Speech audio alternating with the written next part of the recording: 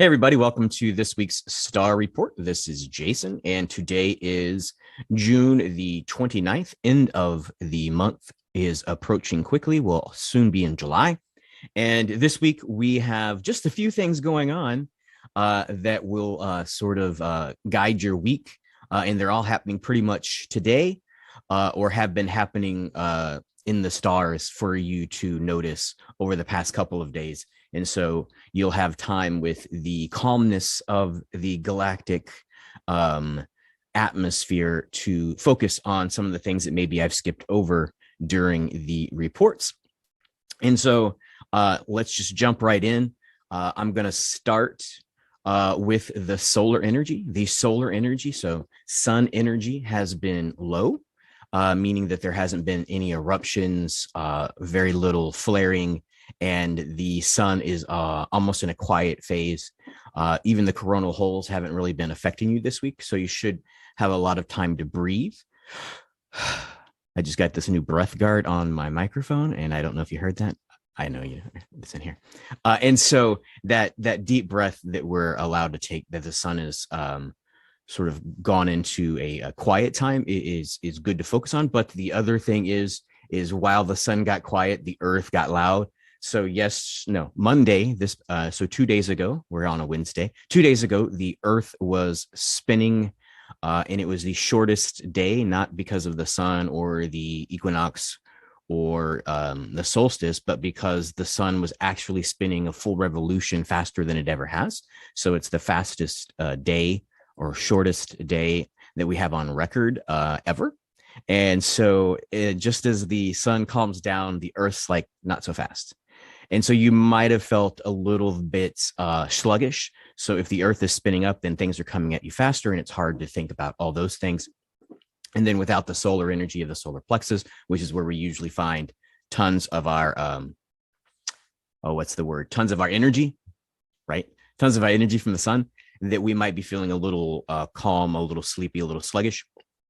Totally normal. And then today is when everything is really happening.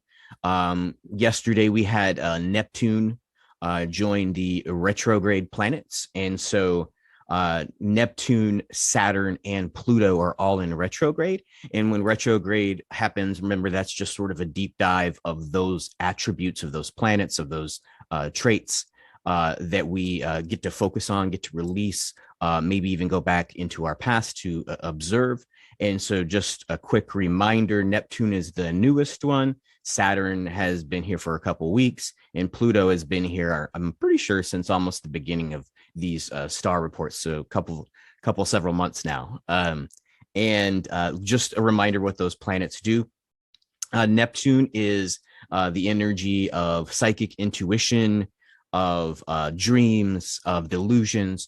And so being in retrograde, it really causes you to examine what is your psychic intuition telling you? What are your dreams guiding you to be?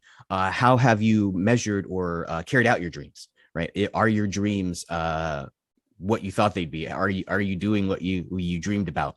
And so it's really a temperature check of how far is your progress going, or are you progressing along the path you wanted to, or do you want to change paths because actually you haven't dreamed of the life that you currently have? And then that gets us into Saturn, which is also in retrograde. Saturn is the planet of rules and regulations, structure, and even obligation, right? So when you go retrograde into Saturn, it's about things that you're obligated to, whether that be family, jobs, your own point of view about yourself, like what's going on in your world. Are you obligated to continue to do any of it, right? And so psychic intuition, layered upon rules, right? So you are psychically intuiting, are you living according to the right rules for your planetary mission, for what your soul was born here, for your life purpose? And then, of course, we have Pluto retrograde, and Pluto is about transformation and rebirth. So over these past couple of months, it's really been this introspective to transform ourselves and to build new rules and obligations for a different planet, right? Anybody who's been around and on the surface of the planet since 2020 has known that culturally and even humanly, we are different people. Things have happened that weren't planned for, that generationally are new, or at least new in the effect that we were so aware that they were happening. And so that whole idea of transformation and rebirth, we are becoming a more human, a more psychic, a more expansive being as interactants on the planet. And so that whole idea of Pluto and Saturn, and we're building new rules, right? So all the rules that we've been using are starting to feel constrictive, or starting to feel like they don't apply, and that we need to create new rules because our consciousness and the way that we live on the planet has changed so much.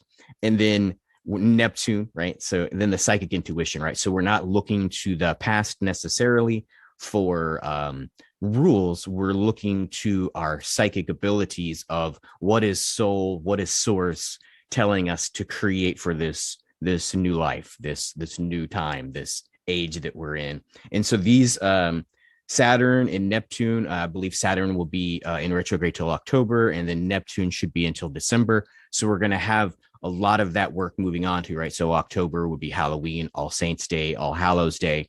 The deep understanding of generations that have gone before us, Dia de los Muertos for Day of the Dead, people celebrating ancestry and who got us here, right? So it's not a forgetting, it's not even a doing away with our history or our past. It's just sort of a celebration of what are we going to be because of or next.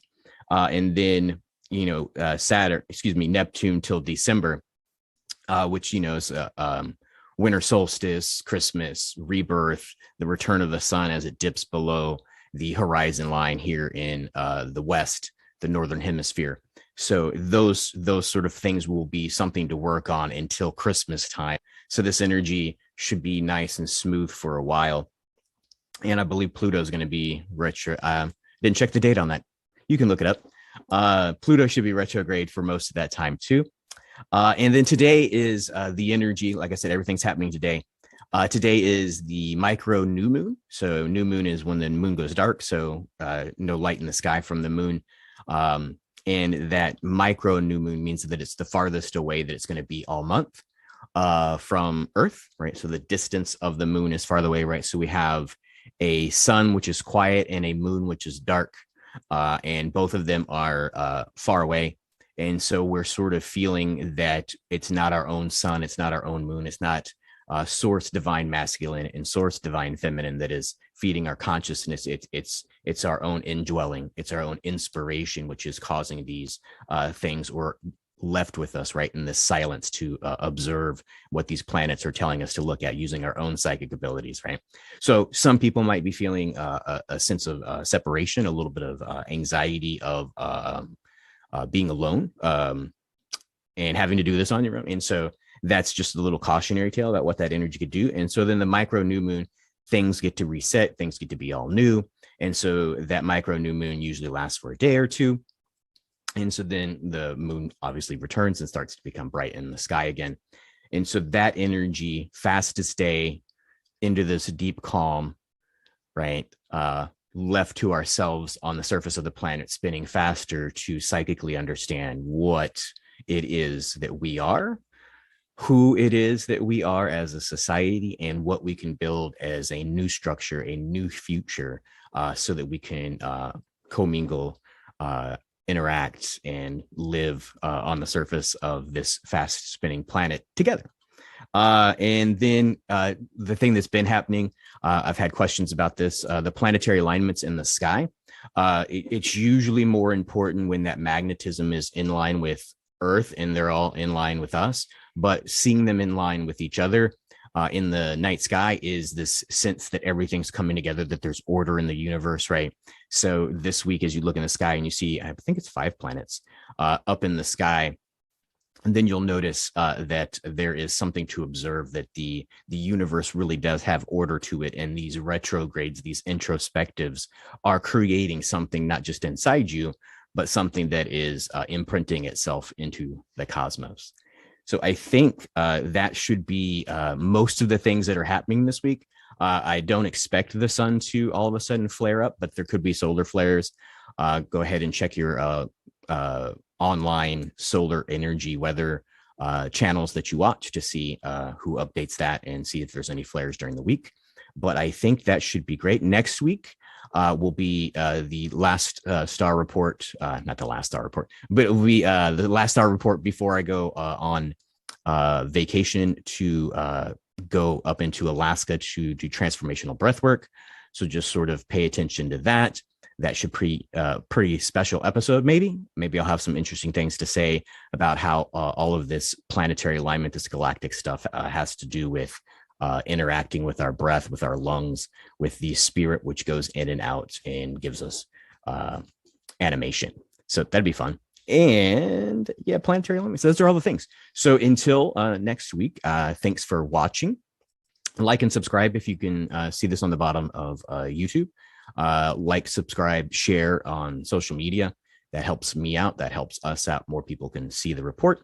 And I will be back next week. And until then, many blessings.